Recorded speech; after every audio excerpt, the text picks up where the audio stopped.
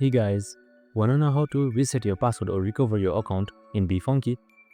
In this video, I'm going to give you a step-by-step guide on how to do it.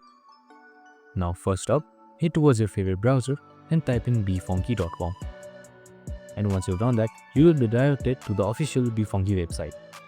Now on the top right corner, you can see the sign in button. Click on it.